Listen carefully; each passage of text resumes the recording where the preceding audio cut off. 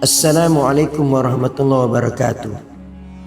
Saudara-saudari pencinta ilmu rahimakumullah. Imam Al-Mahdi munculnya hanya menanti satu petanda.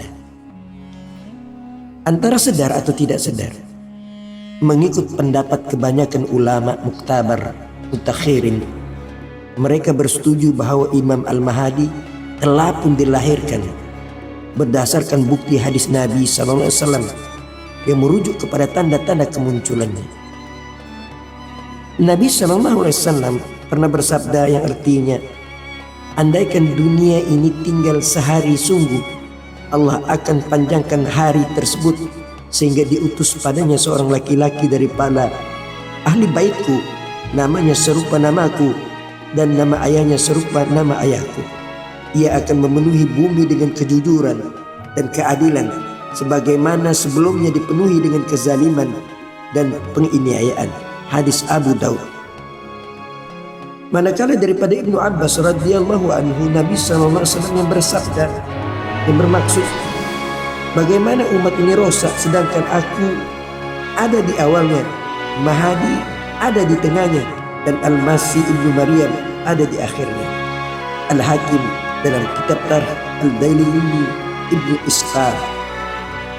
Saudara-saudari pencinta ilmu rahimakumullah, petanda akhir ini telah hampir seluruh dunia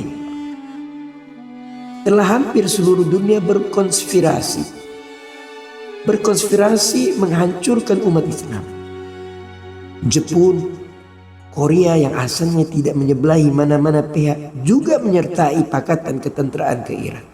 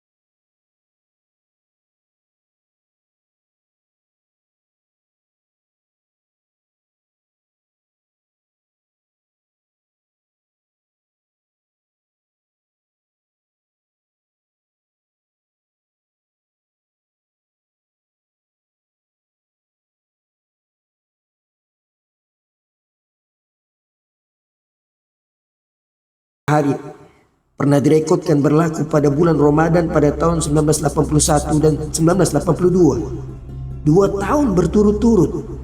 Kemudian terjadi lagi pada tahun 2003 lalu. Kita lihat pula tanda-tanda yang lain yang sudah pun berlaku.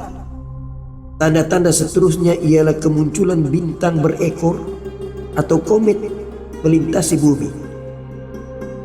Di dalam kitab Ibnu Hajar Al-Haytami, dia menyebutkan sebelum kemunculan Imam Mahdi, sebutir bintang berekor akan muncul dari arah timur. Dan munculnya bintang itu akan terjadi setelah gerhana matahari dan bulan. Jika kita melihat kepada dalil-dalil, Nabi pernah mengatakan bahwa antara tanda-tanda kemunculan Imam Mahdi itu ialah munculnya bintang berekor, yaitu komet Halley. Bintang berekor atau komet ini pernah direkodkan melintasi bumi pada tahun 1986. Komet ini merupakan sebuah bintang terang bersinar yang melintasi dari timur ke barat. Ini terjadi setelah gerhana matahari dan bulan pada tahun 1981 dan 1982. Sayyidina Ali radhiyallahu anhu mengungkapkan dalam catatannya Yufur Ahmar, kedatangan Al-Mahdi akan didahului oleh kemunculan bintang yang ekornya menakjubkan. Bukan seperti bintang yang kamu lihat muncul setiap 2/3.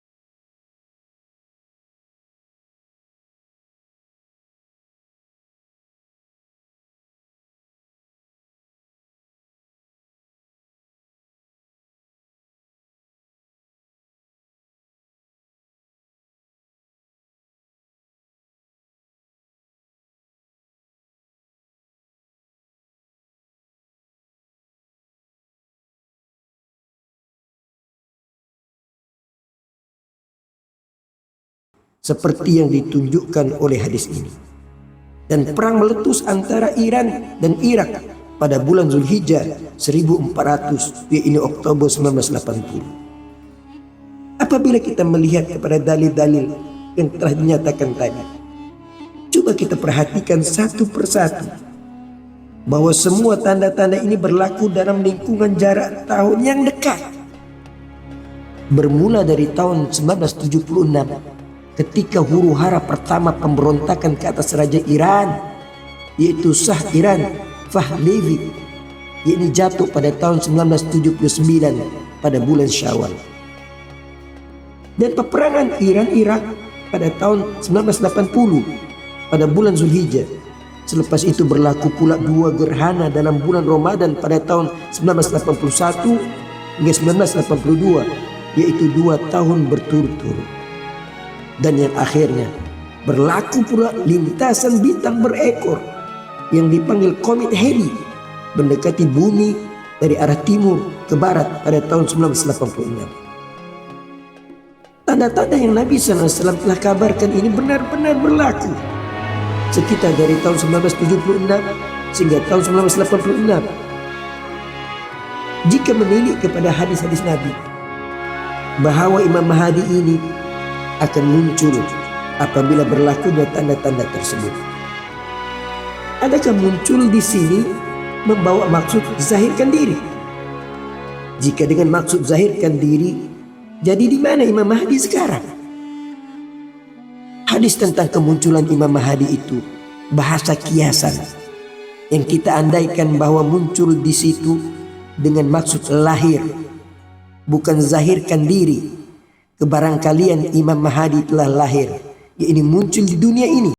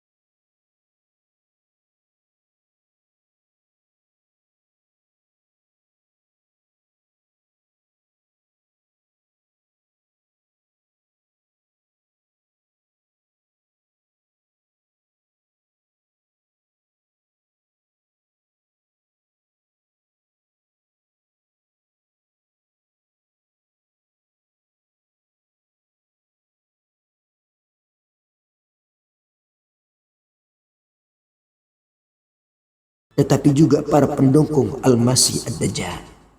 Mereka belajar, mereka mengkaji secara keseluruhan, sama ada ciri-ciri fisikal, kedudukan yang hampir dengan hadis-hadis Nabi saat baginda muncul, serta pemilikan takhta yang bakal dinaungi baginda. Soalnya, di manakah Imam Mahdi itu? Di manakah Imam Mahdi itu? Apakah dia berasal daripada Arab Saudi dan berada di sekitar Mekah dan Madinah waktu ini? Kalau Anda beranggapan begitu, nyata Anda silap. Anda tahu kenapa? Karena Wahabi yang memerintah Arab Saudi itu sangat rapat dengan Amerika Serikat dan Yahudi. Seluruh rakyatnya dikehendaki mempunyai kad pengenalan.